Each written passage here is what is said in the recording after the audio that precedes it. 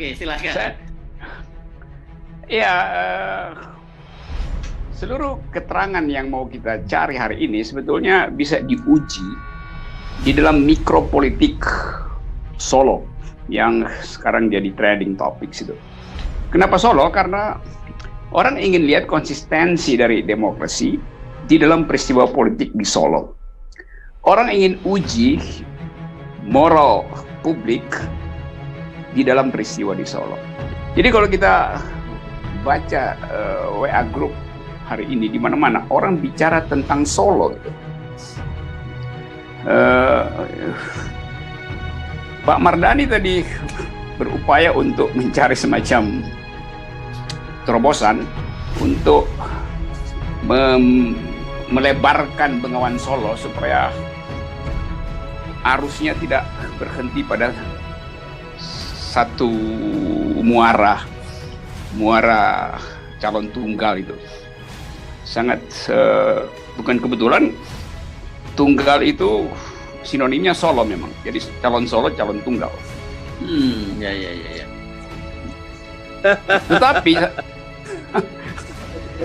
Tapi saya mau lihat dengan cara lain. Saya mau usulkan supaya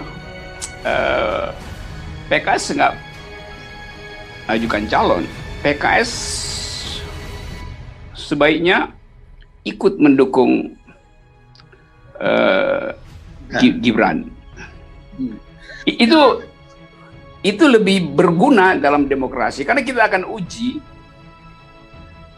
bagaimana moral politik dipertontonkan bila seluruh partai bersatu mendukung satu calon itu.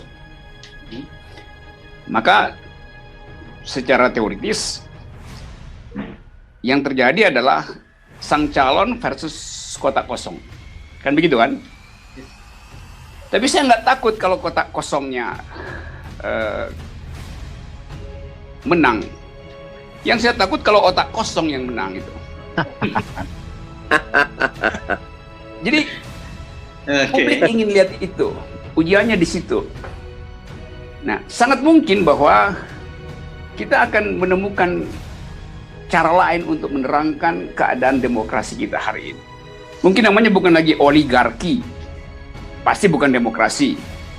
Mungkin kita sebut sebagai bapakkrasi itu, kekuasaan bapak yang bisa mengatur bahkan transaksi tukar tambah.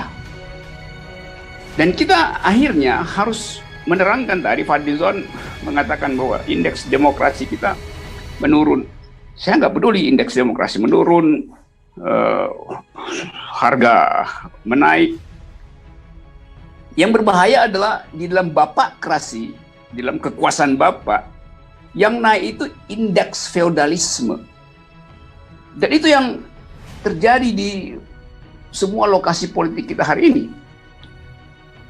Kita seolah-olah di dalam minggu ini memperoleh kelengkapan variabel tentang buruknya demokrasi yang dicontohkan di Solo, tentang rapuhnya institusi hukum oleh Joko Chandra, tentang gugupnya media massa yang dicontohkan oleh gagapnya pemimpin-pemimpin redaksinya. Dan kita sebetulnya bergembira karena seluruh jalan pikiran yang pernah kita taruh di dalam argumentasi publik makin lama makin terbukti atau makin lengkap variabelnya. Saya berkali-kali menerangkan bahwa kita mesti rumuskan keadaan ini. Saya dulu beri nama the beginning of the end. Bermulanya sebuah akhir. Dan kita makin lengkap keadaan itu. Jadi seluruh suasana yang biasa disebut political decaying, pembusukan politik, berlangsung hari ini. Nah, orang bertanya, bagaimana cara mencegah ini? Saya berpikir buat apa dicegah? Karena ini memang rumus sejarah yang sedang berlangsung. Intervensi subjektivisme juga nggak ada gunanya. Anda bayangkan misalnya bahwa kerusakan ekonomi sekarang paralel dengan kerusakan hukum, paralel dengan kerusakan opini publik karena para pemimpin redaksi yang pada akhirnya sekedar jadi PR-nya istana, bergabung dengan keresahan emak-emak di WA Group setiap pagi. Setiap kali kita baca WA Group, kita lihat keresahan emak-emak. Bergabung dengan WA Group para dokter yang memberi sinyal buruk pada penanganan COVID. Bergabung dengan WA Group alumni-alumni UI, ITB, macam-macam. Jadi kita punya variabel yang lengkap untuk mengatakan bahwa ini adalah momen perubahan yang ditunggu oleh sejarah. Bukan ditunggu oleh orang politik, ditunggu oleh sejarah. Karena demikianlah, kalau kita baca seluruh sejarah perubahan politik, ketika variabel kebudayaan, intelektual, ekonomi, hukum sudah lengkap, maka nggak akan mungkin lagi ditahan perubahan itu. Tinggal ditentukan mau konstitusional apa non konstitusional, mau parlementer apa parlementer.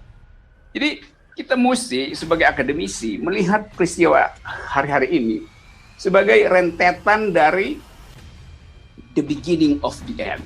Jadi itu saya kira poin utamanya. Karena kalau kita bilang ya oligarki itu teori yang udah usang. Sekarang nggak ada oligarki lagi tuh. Yang ada adalah plutokrat, seorang kaya mengatur institusi polisi, tambah mengatur birokrasi kependudukan. Namanya Joko Chandra. Itu kan dia bukan oligark, dia sendirian mengatur negeri. Dan nggak ada orang yang mau mengucapkan bahwa kenapa presiden tidak kasih public address terhadap keadaan yang memburuk ini.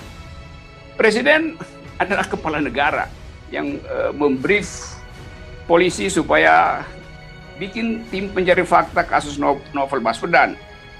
Sekarang udah 2 minggu isu ini beredar, presiden diam aja.